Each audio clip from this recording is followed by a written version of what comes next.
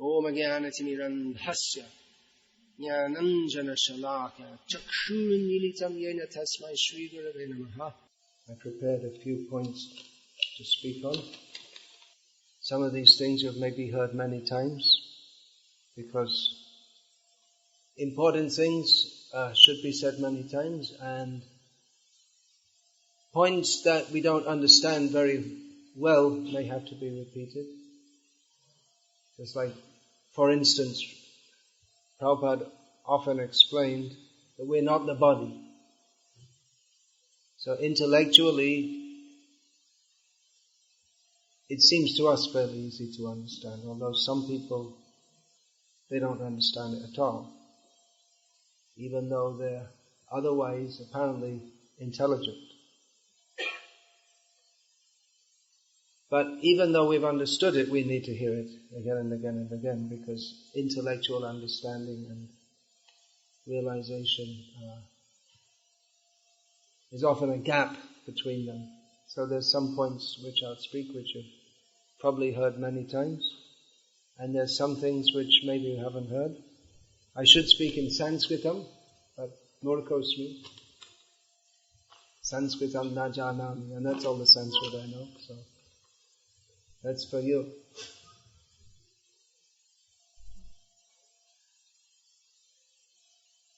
Hare Krishna.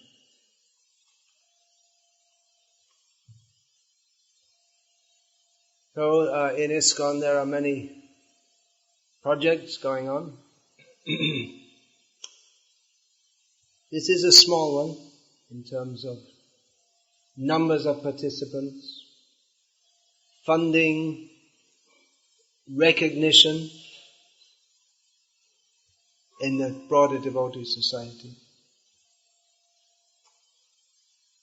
Personally, I consider this one of the most important. I don't know if that makes the recognition go down more, but anyway, for better or for worse, I consider it one of the most important. Because one of the things, because my own inclination is somewhat toward the intellectual side. And also because I see there's a tremendous amount of work to do in the scholarly or intellectual field. When I say work, I mean service to Srila Prabhupada's mission. People in general, all over the world, tend to think of Krishna devotees as not very intelligent people.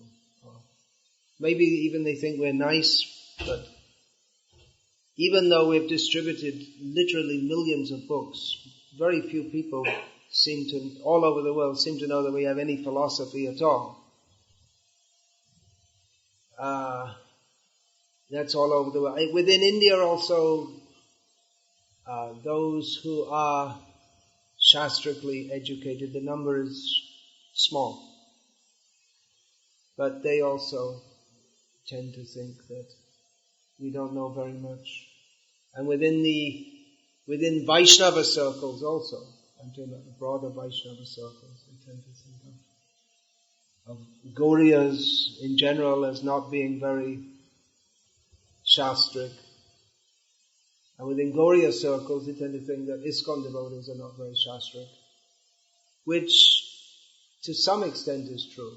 I mean, in some ways we are more shastric, and as much as Srila Prabhupada emphasized that we should have classes, and maybe the average ISKCON member has more shastric background than the average, say, follower of Nimbaka Sampradaya, whatever. But then within the Sampradaya you'll get some very learned people, and most of the followers don't know anything. But the very learned people tend to be very learned, and from their perspective, such people don't exist. So that should be redressed. I mean, we have the highest. This is, if we are to think about this at all, and we are supposed to think also, apart from chanting Hare Krishna. We have thought processes also, which, of course, for those who are already on the level of bhav and prem, you may say, well, they don't need all this. But then we see the Vraja Gopis, they came again with Chaitanya Mahaprabhu. And what did they do? Nana Shastra Vichara Naika Nipuno Sadhana. Who did that? So, that was, it's not that we don't have a philosophical background, but it's not that everybody can study this. It's not for everybody. And as far as I can say, Shastra in general is well, you could say the Puranas are open to everybody. Everybody at least can come and hear. But like the Shachandarbha, I don't think that was meant for, it wasn't expected that many people would study, because how many people have the time, the intelligence, the inclination? But some people should. That's in every sampradaya. Even if you go to some Christian church, it's not that everybody goes to the theological college, but some people should. And they are supposed to minister to the others. That's where you get the word minister in a church, because they minister to others. That means they give them spiritual, what they think is spiritual guidance. So, that's, for the prestige, that's one thing. I mean, it is important that the prestige of our sampradaya be there, and also to give a proper philosophical basis, because if we don't have that, then we have all kinds of wild things going on in the name of Chaitanya Mahaprabhu and Srila Prabhupada, unless there is proper philosophical understanding and guidance. Now we may say that we get that from Prabhupada's books, and yes, that is true, but then there are challenges also to Srila Prabhupada, and unless they may say, well, he's not following Vishwanath, not following Jiva Goswami and all this, and there should be someone to point out that, yes, he is. Because otherwise someone comes and says, Prabhupada this, Prabhupada is not following this, and we don't know, and everyone just gets confused. So someone should be there to say, you rascal, tell them. So translating also, so many books Prabhupada wanted, all the Vaishnava books. Prabhupada said that all the Vedic literature, especially the Vaishnava literature, should be translated in all the languages of the world and distributed. Of course, there may be some qualifier on that also, because not that all books are given to everyone. It's just like Dhanakeli Kaumudi is not meant for mass distribution, for instance. It's not the first thing you give someone. They're not likely to understand anything about Krishna consciousness. If you give that as the first book, they may misunderstand. So translation with commentaries also. Prabhupada wanted works with commentaries, which also requires not just jnana, but it requires realization to be able to give unauthorized commentary. That requires mercy from the previous acharyas.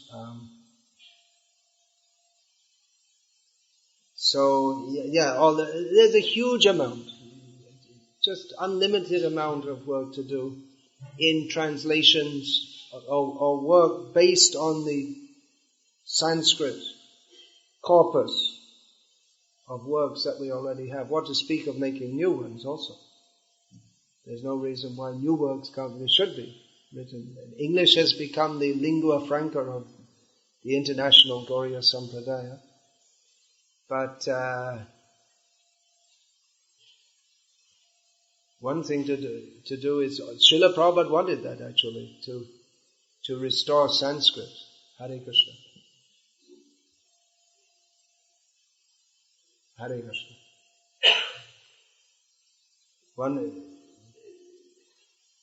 At the time of Indian so-called independence, there was a debate whether the national language should be Hindi or Sanskrit. And Prabhupada wrote it should be Sanskrit. He was for Sanskrit. And he suggested that it could be done by first teaching the vernacular languages in their pure forms or Sanskritized forms. I mean, even until fairly recently, Hindi, there was a lot of people wanted to speak it in what they call the pure way, but I think that's gone now. Just like they would object if you said kana, they would object. You should say bhojan. But nowadays that's gone. Bollywood has triumphed. So the Sanskrit form. And if the Sanskrit form of the word is there, then it's a good step toward understanding Sanskrit, because you have the vocabulary at least, and many of the adjectives and many of the verb forms especially will change, but basically you can get them. One anecdote, maybe I related this when I was at the school previously, was that one time I was in Andhra Pradesh, and I was discussing with a devotee Pandit, not a member of ISKCON, some point it was about how Bhagavan does not like pride in his devotees. So then he pulled out, he has so many notes, handwritten notes, he's made from different sources from years throughout his life. So he pulled out something and he said, I got something about it. He started reading in Telugu. Reading out loud. I said, I don't understand Telugu. He said, no, you just listen. And I could understand more or less everything because it was in high form and because I have knowledge of Bengali at that time. I don't know if I knew Hindi at that time. I could pretty much follow everything. So that's another thing. I mean, Sanskrit itself gives rise to Sanskriti, higher culture. And even the Mayavadis and so many. Generally we just dump them all in the Mayavadi box. But if you want to, there are subdivisions within the box also. So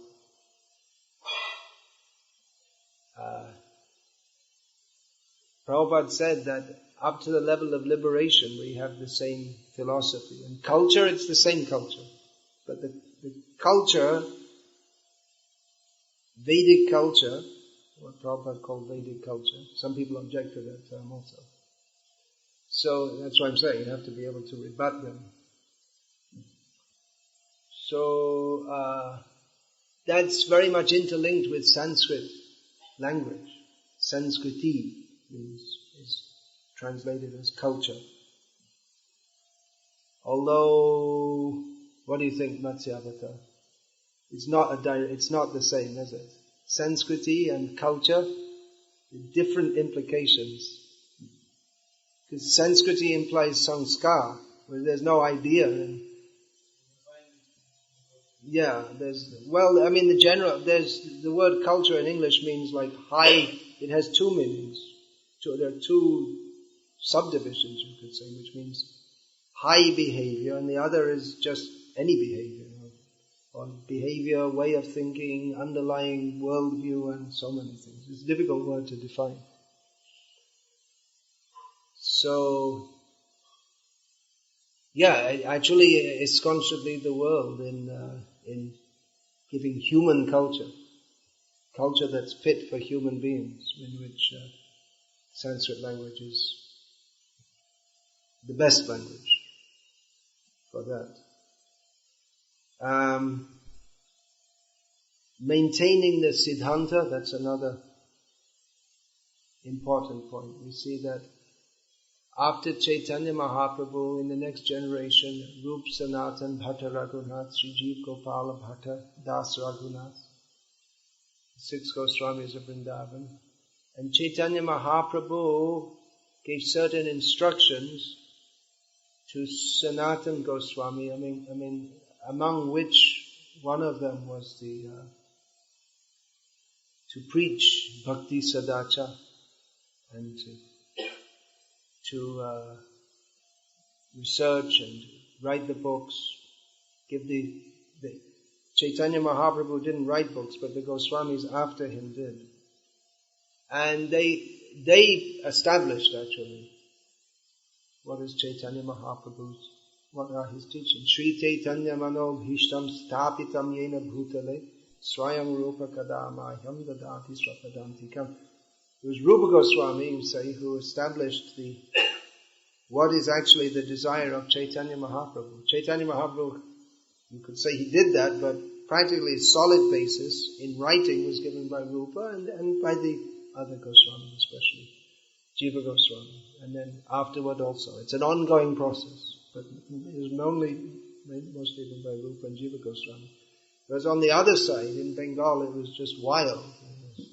All kinds of wild ideas coming out. What we would nowadays call Prakrita Sahajya, because they had no proper philosophical understanding. And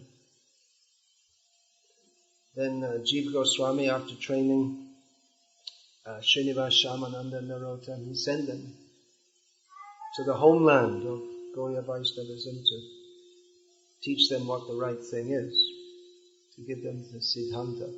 So that's always that there are always going to be people who take the teachings of great acharyas, mix it up with their fertile imaginations, this fertile soil in their cow dung brains.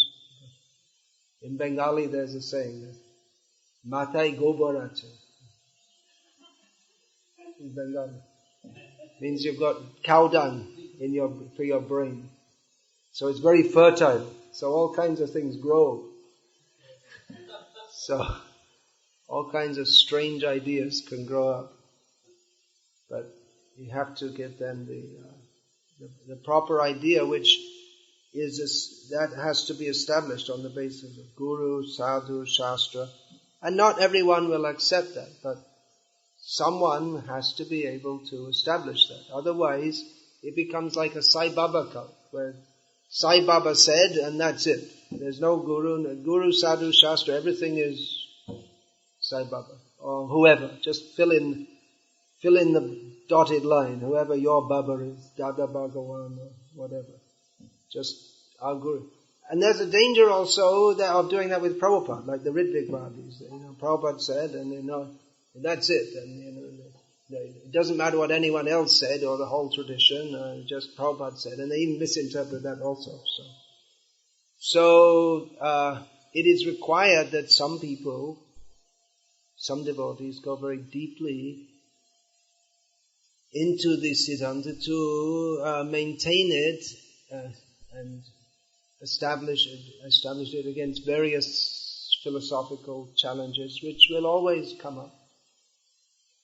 And there will always, especially as after any great religious teacher comes in any tradition, then there are all kinds of people who come and twist it a little bit this way, a little bit that way, and come up with, and that there has to be established and maintained the orthodoxy. So, anyabhilashita shunyam jnana kamadhyana vritamanu krishna anushilanam bhakti ruttama. That is the basis or the crux of the Siddhanta, which has to be established and maintained. But to find that amid so many different ideas and innovations, it requires depth of understanding and to be able to establish that on the basis of Shastra. So it's inevitable that after the departure of Srila Prabhupada, with the expansion of the movement, that so many things are going to come and so many ideas and innovations, and it looks great and everything's all wonderful and this and that, but finding and keeping the actual path, that may not be what it appears to be. It may appear that something looks very nice or feels very nice, but what is actually in the line of Rupa Raghunatha Pade Rahu Mora Ash Pratana Kare Shadana Rotamadas, in what's actually in the line of Rupa and Raghunatha, and what is at the end of almost every chapter in Chaitanya Charitamrita, Rupa Raghunatha Pade Chaitanya Charitamrita Kahe Krishnadas, same, I guess. Yeah. So Krishnadas Kaviraj Goswami, he said that he's composing, sometimes he gives the names of all the 6 Goswamis, which only at the end of each chapter, I guess. Rupa and Raghunath. So he's done it. And that's another important point, actually, that Bhaktivinoda Thakur and Bhaktisiddhanta Saraswati Thakur emphasized is that, especially in Vrindavan, there are certain scholars, Vaishnava scholars of Gauriya Vaishnavism, who gave more importance to the Sanskrit writings of the Acharyas than to the Bengali writings. But they didn't accept this. They said, all you have to see everything through Krishna. Chaitanya Charitamrita that's the Siddhanta Shastra. That everything should be understood through this. The importance of Chaitanya Charitamrita. Bhagavad Gita, we can say, is basic. Well, that's far above almost anyone's comprehension. In Srimad Bhagavatam, is the Gopi Prandan Prabhu is very attached to that, but we should see through Chaitanya Charitamrita. Prabhupada therefore gave Srimad Bhagavatam with an introduction, giving a synopsis of the Leela and teachings of Chaitanya Mahaprabhu. So we should see Bhagavatam through the teachings of the Acharyas. Otherwise, it has to be through the teachings of the Acharyas. Otherwise, how can you understand it? Otherwise, you could end up being an impersonalist by reading Srimad Bhagavatam. As some are, Mayavadis who read. Bhakti for them it's subservient to an impersonal understanding. How they get it, they get it. Krishna gives them the intelligence. How to not find him in Srimad Bhagavatam. But then, because in Bhagavatam also, there are some parts which could be taken as impersonal. So, but in Chaitanya Charitamrita,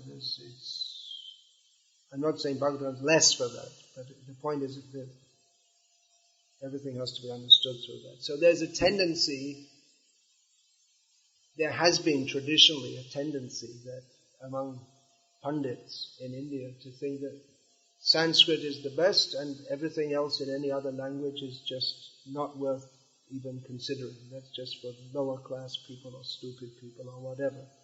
Which in one sense is true, because the other languages are for people who are asanskrita. Who speaking Sanskrit is the sign of education. Lecha means one who doesn't know Sanskrit. I know some Lecha.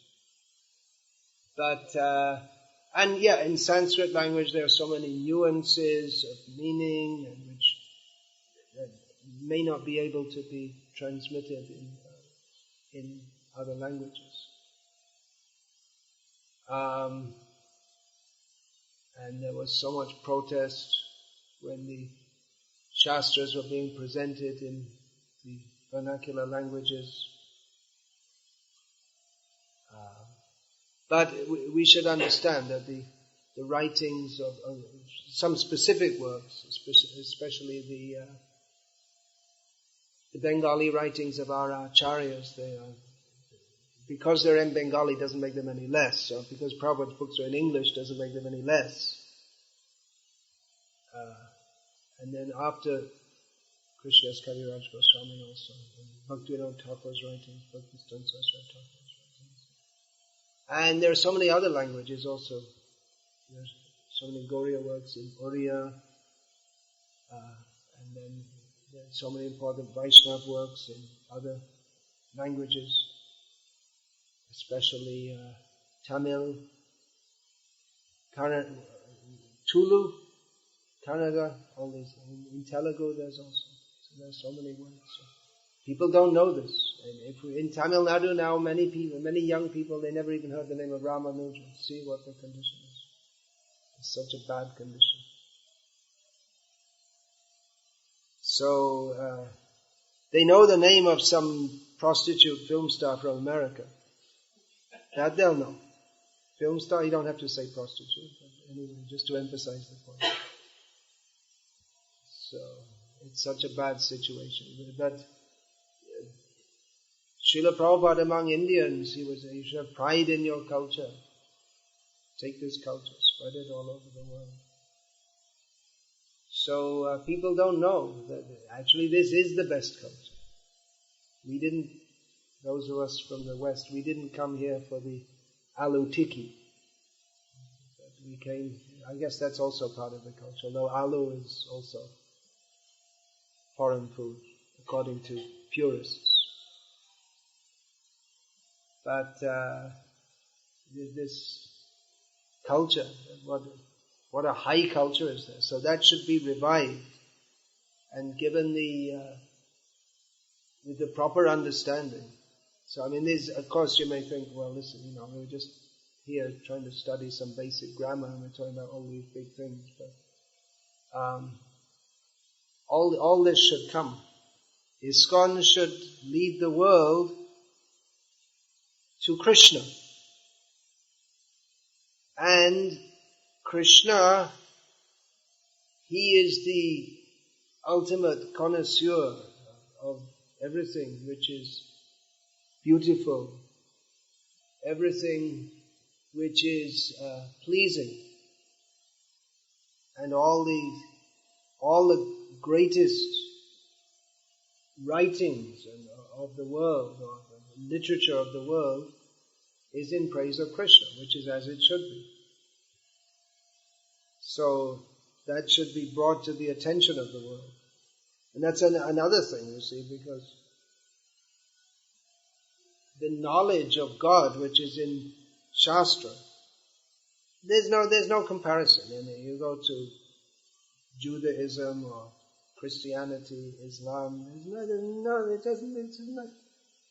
it doesn't even begin. You bring all the works of Christianity together, their knowledge of God, all that they have doesn't come. If you bring the first verse of Bhagavatam, it's already got more knowledge of God than all that ever came in the whole history of the Western world. They don't even know that we're not the body. Even philosophically, they don't know. So this should be awareness of that should be brought, and of course that's the mission of the whole of ISKCON. We're distributing books, we're giving lectures in different places, but there should be a very solid basis to that also. So hopefully this school should provide that. And in this way, properly glorified Bhakti Vedanta, Swami Srila Prabhupada. And this school should also glorify Gopi Parnadana Prabhu. He, as you know, started this. And we hope it may continue and expand. And Srila Prabhupada is the founder Acharya of ISKCON, and this project is particularly what he wanted to do. And eventually he did that. And of course, he left too early. Everyone leaves too early. Prabhupada left too early. But he wasn't at all expected. Now that's in the hands of, well, especially Matsya Avatar Prabhu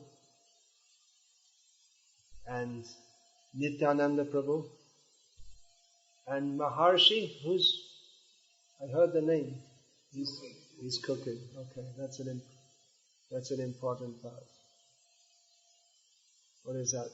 Brahmana Modaka Priya. Brahmana Bhojana Priya.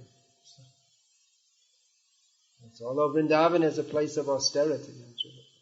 So, Prabhupada, he didn't engage our devotees in much austerity by traditional standards. Although for the Western devotees even to come here, especially at that time, it was very austere. And we didn't even know such things as putting mosquito nets. I came in, it must have been 76 or something, I came in to one room and everyone was just out. It was 11 o'clock and everyone was sleeping. I said, what's going on? They said, we all got malaria. The mosquitoes, or thousands of mosquitoes in the room. They never knew even to put mosquito nets. I'm so ignorant.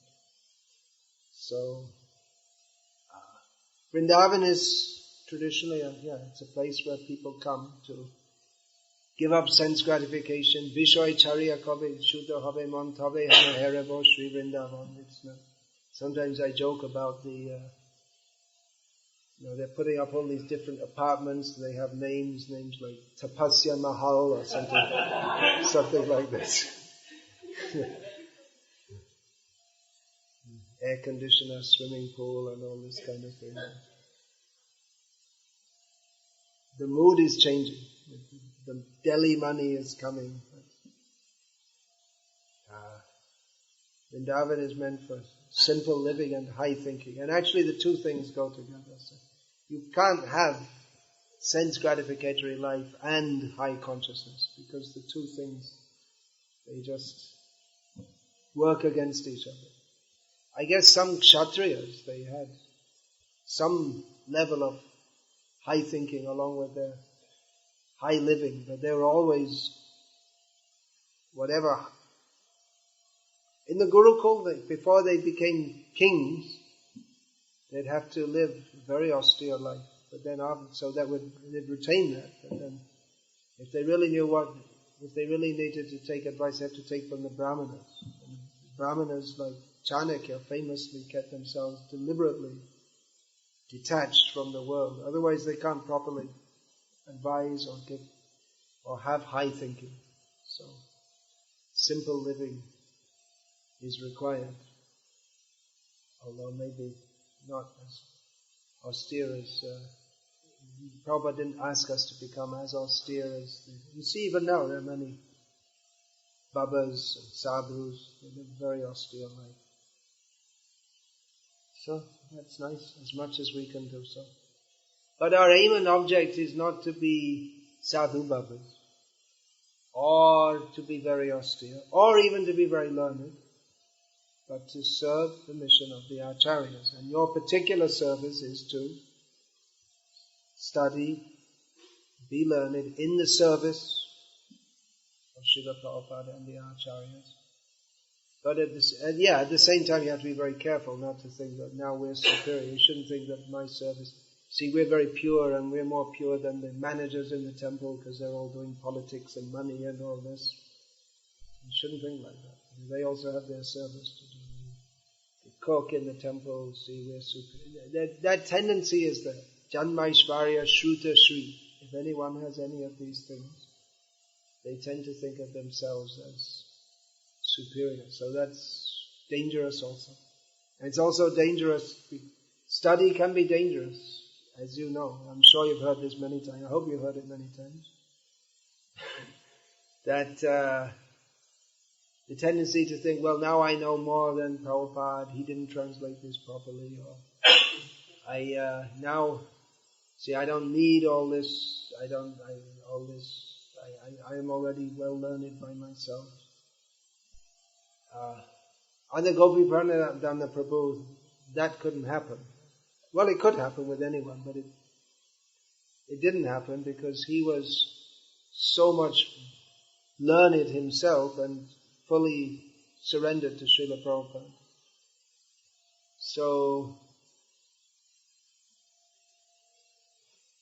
from what I can see, he kept that tendency out, not by preaching against it so much, but by personifying total surrender to Srila Prabhupada and his mission, and at the same time being probably far more learned and deep in understanding of Shastra than most of his students could aspire for at any point in their lives. Although the teacher is also happy when he sees the students go beyond them. But there's still quite some way to go. So, did he speak about that?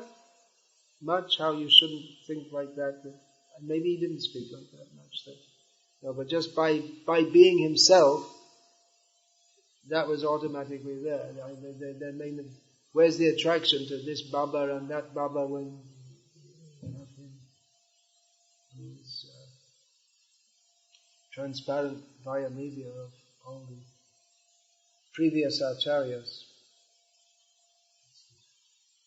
Well, you could say naturally humble. Sometimes, very rarely, I try to be humble. I try to say something humble, but it's all very unnatural for me. But he was, just like someone may say, I'm the lowest and all this, but he didn't speak like that. But just by his attitude, he's just absolutely unassuming. Just so naturally humble. So that's a good verse that you can all learn. We can all learn. I should also speak it. I need to speak it more than anyone else. Trinadapi suniteda tarori vasahishnu amanina manadena kirtaniya sadahani. Easy to say. We should say it again and again. Someday. Kobe hobe bolo shede nama.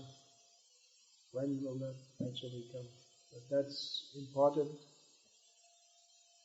for all of you, especially as you move into the realms of Shastra study, and among yourselves you can talk at a level which leaves the average ISKCON devotee way below, and you're quoting some verses to each other which others don't understand, and you're on a higher level, and you have to remember that ontologically we are no greater than a blade of grass, or actually a blade of grass in a better position, because non-Sanskrit's called. Blade of grass is the best position according to who? Blade of grass in Vrindavan, Brahma and Uddhava. They both thought better than being a Brahma, better than being an Uddhava is to be a blade of grass in Vrindavan. So that's our ideal. To be,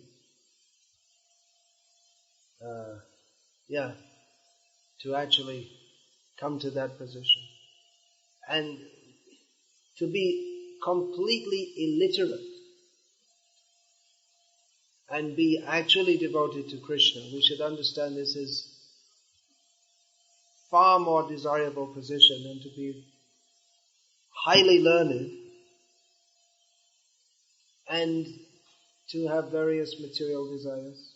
Even to be a devotee and to be highly learned is not as good as a position as being someone who is completely illiterate but fully free of material desires and fully surrendered to Krishna. Learning is not the criteria, it's our service. And again, Gopi Prandan Prabhu would always emphasize that. He didn't like it if you call it Sanskrit school. There's no Sanskrit, Srimad Bhagavata school. That was what he would say. So, what else? Yeah, Prabhupada would say, don't be a better Paramahamsa than your Guru.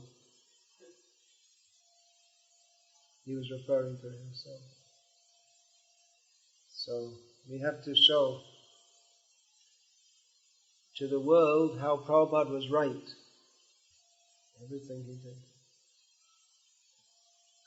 One point about being a scholar, you were just telling me, because that's your service. If you're here, you should study, right? You came here to study, so you should do that. So one point about scholarship, it's not something that you can do very well and with other things. You can't also be the Vrindavan tour guide and do kirtan 6 hours a day, or so many other. It's something really you have to concentrate on. You have to give your time to.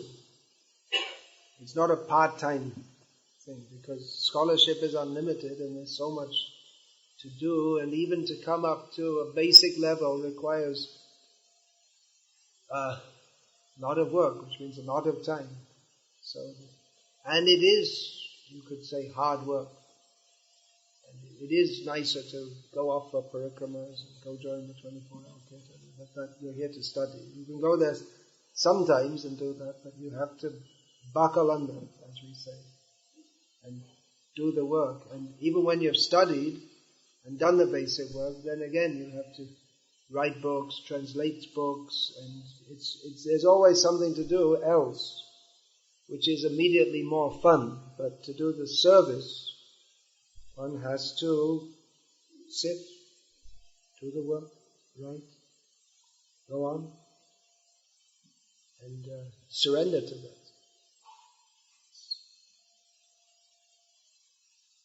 Srila Prabhupada was able to multitask as much as he traveled all over the world and preached and also wrote his books, but he did that by not sleeping practically. So if you could do that, well, all right, but I don't think most of us can do that. And even Srila Prabhupada himself many times said he wanted to retire from everything just to work on his books. So it is a service that requires a lifetime commitment, actually. Of course, some of you may study to some level and then go on do other things. That's also possible. But if you're going to continue on this path, then that's one thing you'll realize. As you were telling me yesterday, you can't, to do your service, you can't just go here and there, do this and that. You have to do it. So, you can't be a scholar and be everything else. Spoken Sanskrit also. Both things. If our devotees speak Sanskrit, that's an upcoming, or it's already ongoing vector, we could say, in the world of better Indian culture.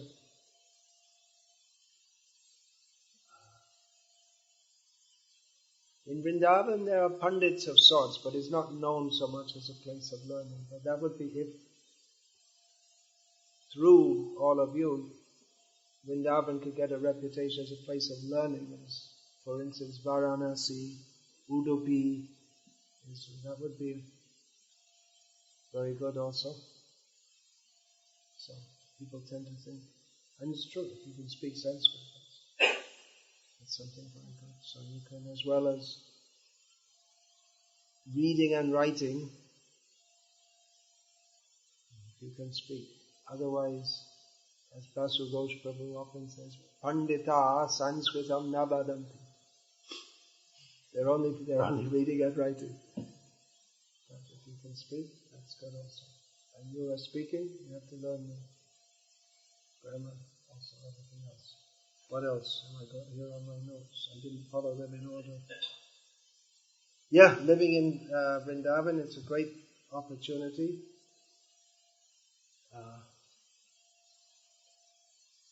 Actually, to live in Vrindavan again means Vishay Charya Kabe Shuddha Habe Mantabe Hamahera Shri Vrindavan.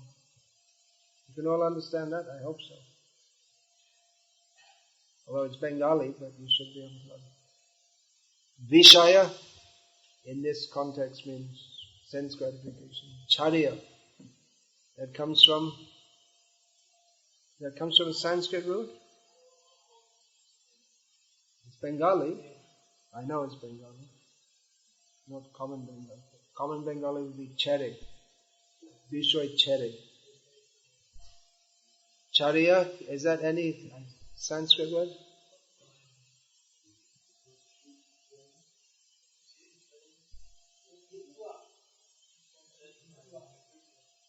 Hitva.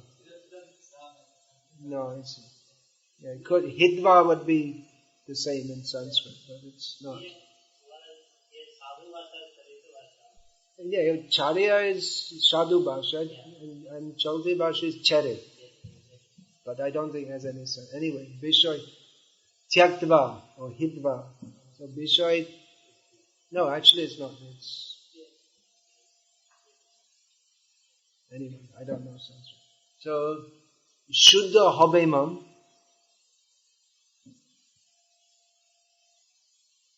How would you say that in Sanskrit? Man Shuddha bhavati.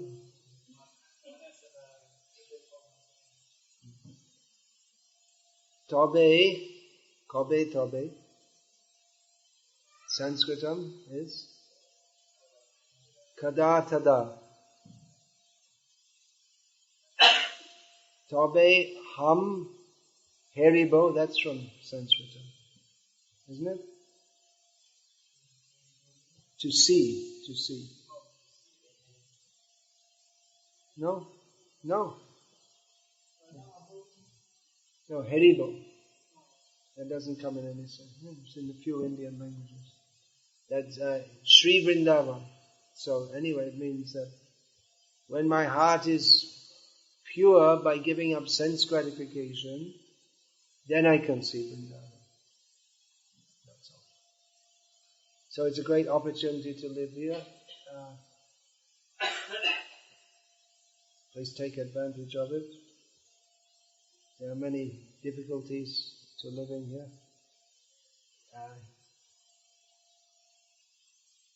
Just the climate itself, as you know, if you've been here for some time, can be very difficult. So please take advantage of this.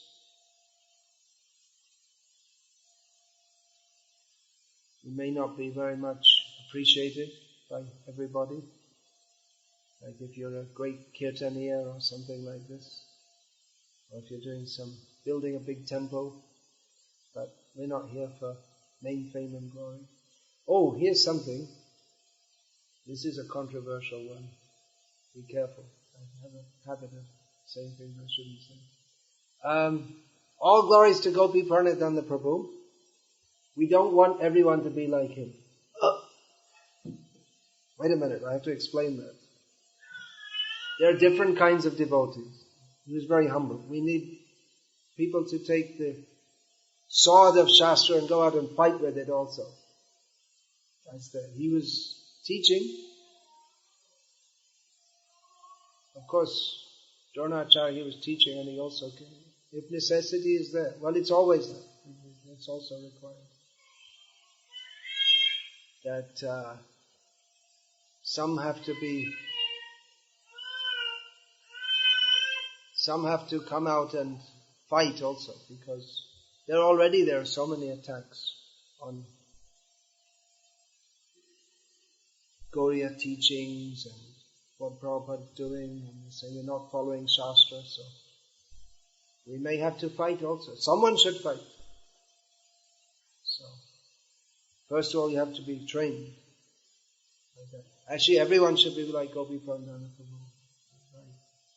Humble, learned, great devotee, but like I said, actually, if you're fully humble like that, that's the best person to fight for Krishna. That actual humility is there. So that's also required. Establishing Siddhanta means it's not that everyone say, oh yeah, that's good, yeah, all right. It's not so easy. You may have to fight all your life. That's also part of the culture. At least mostly in the Vedic culture, the fighting, it can be severe by words, but at least we don't have jihads and crusades, but verbally it can be quite severe. So that's also there. It's also part of the culture. So, to establish what is the actual fact, which is given in Srimad Bhagavatam. Nedyam vastavam atra vastu. Shivadam. It's Shivadam if it's actually presented in the proper way. And it's amazing actually how different people, they take the same Shastra and they come up with such different things. What do you think?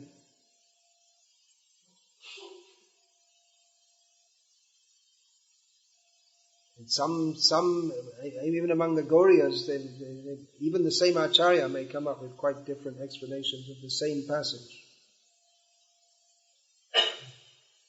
Isn't it? You know better than me. I mean, I just say the translation. But then there are the opposing views also. People come up with Purva Paksha.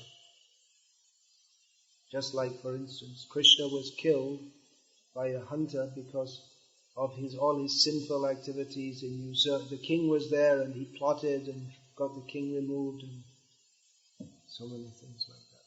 People may say. I heard in Dwaraka one Pandit, he was teaching in the Gurukula at Beg Dwaraka. And he wasn't speaking to us, there were a group of people. He said, you see, well, Krishna, he got shot in the foot and he died because Rama in his previous incarnation, he killed Bali, like that. So many things. Or you may misinterpret that the gopis are blaming Krishna. You see, previously you're cruel to women. In your previous, with Shurpanaka, you mistreated, and then then Putana, she didn't mention Putana. Very cruel to women, and then Bali Maharaj was very good, and then just completely unfairly you mistreated him. So the gopis, it's there in Bhagavatam. So people may take that literally. So you have to see through the acharyas. It can be easy to be confused also. So Hare Krishna, Matsya Avatar. That's a good name for the Save the Vedas. Matsya Avatar. The Matsya project. Yeah, right. Yeah, that was one of the first ventures into the traditional Sanskrit field of finding old manuscripts and photo fishing them or something like that. Some technology which was cutting edge at the time, which is completely out of date now. There's still so much more to do in that field. They did just a little, tiny bit. There's so much more to do. So much work to do in so many. I didn't even mention that, finding old manuscripts, and preserving them. There's so many works, maybe just going into people's bonfires or crumbling into dust. Yeah, every winter, priceless works, they're used for people to warm their hands, turn into fire. Sad situation. Gurukul, teaching. That's also so many things to do. Alright, Hare Krishna. All glories to Srila Prabhupada. Any question, comment, protest?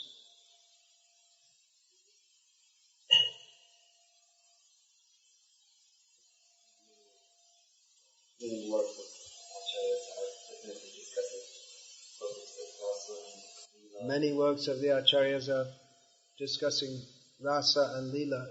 Probably most of the Gauriya works, if you see numerically, they're on these topics. So then we see, well, the one point on the two sides, like on one point, definitely requires great qualification to even read those things. On the other hand, we see people who don't have the same as Prabhupada or Krishna Prabhupada, they should bring these things and do this stuff.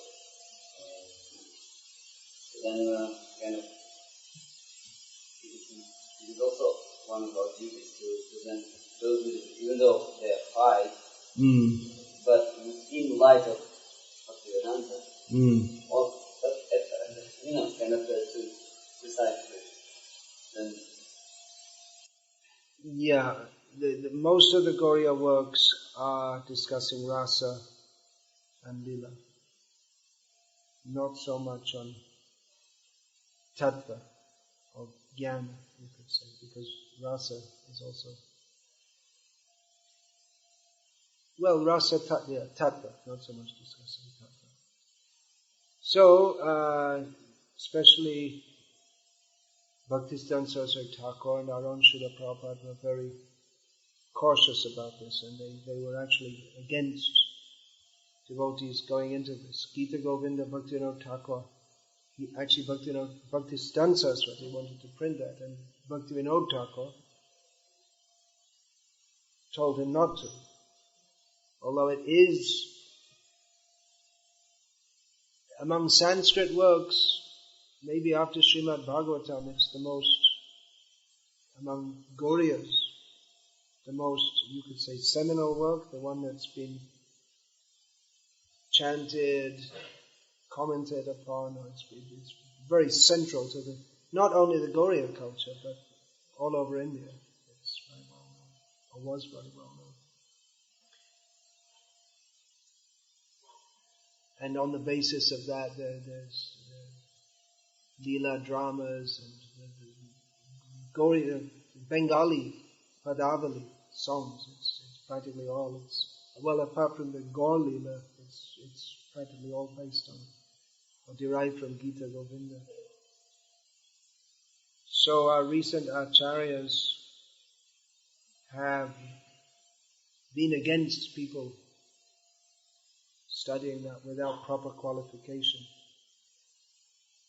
I understand from this that the qualification is going down in each generation, and that's supported from Bhagavatam itself. Tatascha-anudinam dharma satyam shocham kshamadaya kalena balina rajan nangshantyaya balang smritihi. I hope you could all understand that. That with the passing of every day in Kali Yuga, these things, a list is given, and there are many more, but these things are decreasing every day. Dharma, satyam, you know what dharma and satyam. Shocham, you know what shocham is? Cleanliness. Kshama,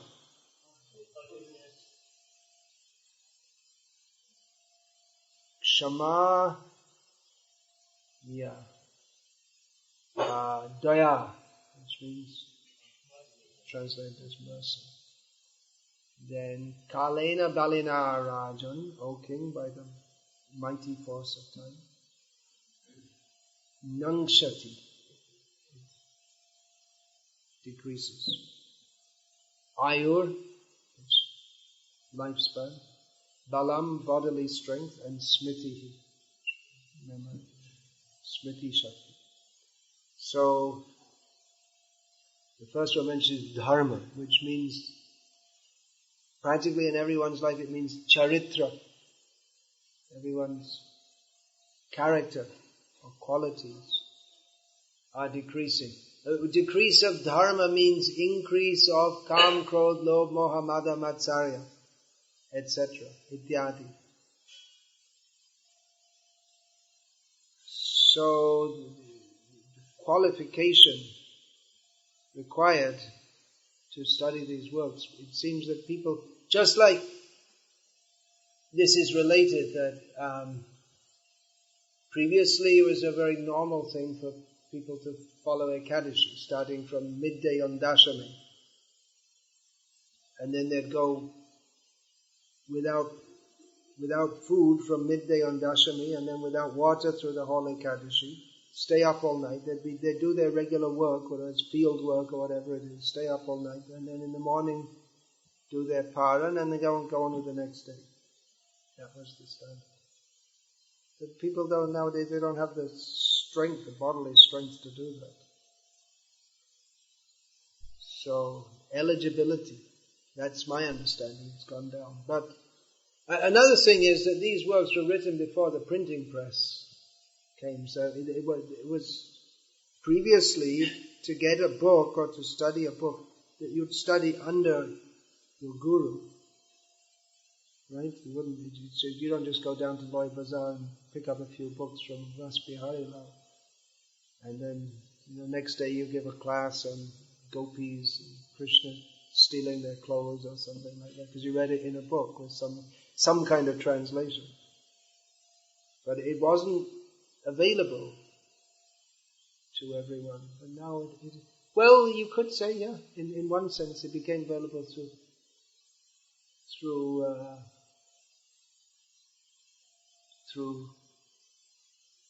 the kirtan in Bengal.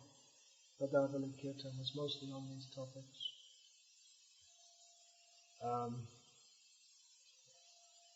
But you're saying that, well, because people are, anyway, they're printing these books and distributing them, that we should produce them with purports to make them easier, or to give the proper understanding. That's your understanding of it, yeah. Well, Prabhupada said that these books should be translated and distributed throughout the world, but my understanding is that it should. It's not that you walk into Krishna Balaram temple and the first book there is Dana Kelly Komandi. It shouldn't be like that. I suppose it's up to gurus to tell their disciples that, this is what you need and you should study. And you should ask permission before going on to such things. It shouldn't be for a very broad audience.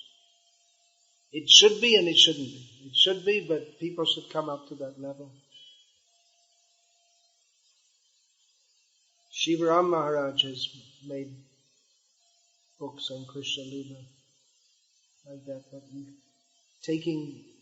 blending from the Goswami's works, but leaving out what you could say are the most, erotic parts. It's erotic. It's Krishna's transcendental erotica.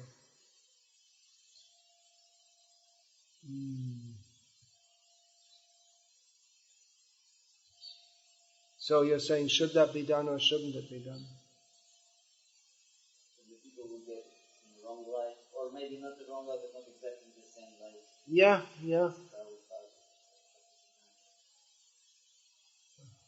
But the whole thing should be to study Prabhupada's books.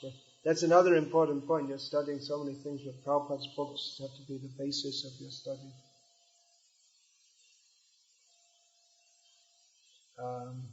You should be firmly grounded in Srila Prabhupada's teachings before even going there. And then, give some commentary also. Just the point has to be emphasized over and over again. This is Krishna's transcendental pastimes. Not to be... It's not the subject of cartoons. Whoops, I'm not going to get shot for that one again also. Not cheap. Not very cheap.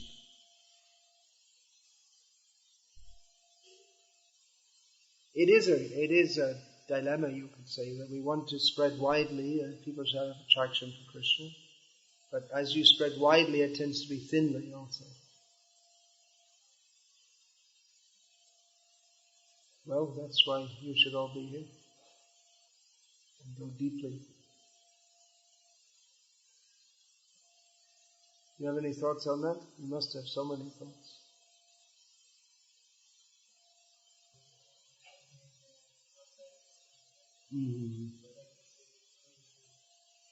They don't have to run here and there outside of ISKCON to get them, but the first thing is, are they eligible to get them at all?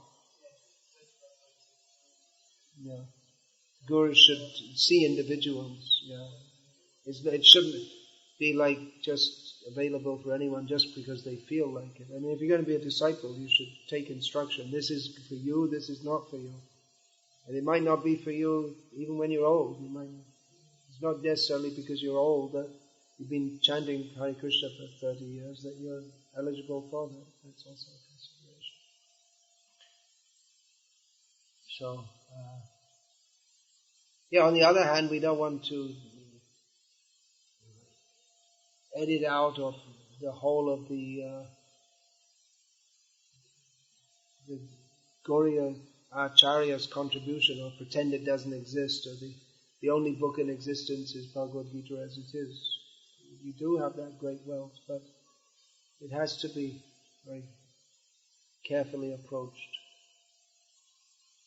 So some things can be there, just at least devotees should be aware of this, just like here they chant this Gopi Geet during Kartik. It's chanted every evening there at the side of the temple. So, people have some idea what that is. How deeply you want to get in to discuss. Many of the points, they're not what you would call very touchy or sensitive like that. Some of them are. That word comes, what is that? Starnation.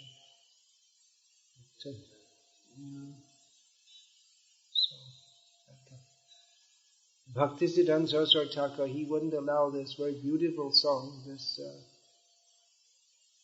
Mangala Giti. He wouldn't allow that to be. And what's it? Just the first line, what is that? Shrita Kamala Kucha Mandala. Just that. That's the only thing you can find in the whole song, which is touchy, you could say. And so, how cautious.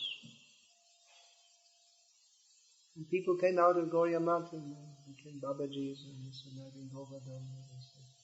And the people criticized for that. Yeah, well, I guess the whole issue should be very deeply investigated and researched. And research is another huge important area of work to be. There's so much work to be done in research. In so many points.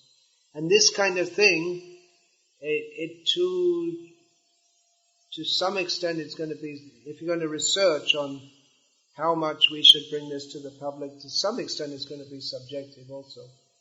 Because you can always say that, well, Bhaktisiddhanta Saraswati Thakur said like that, Prabhupada said like that. Then you always find some quote which gives some leeway, and you can say, well, now times have changed. It's always going to be somewhat subjective. Which is why also in every generation there have to be acharyas to say, this is what should be done, this should not be done. Because otherwise it's just a free-for-all, and then everything just goes down to the lowest level. If everything's allowed, if there's no line set, then just everything goes down to the lowest level. Everything becomes acceptable, which is not desirable.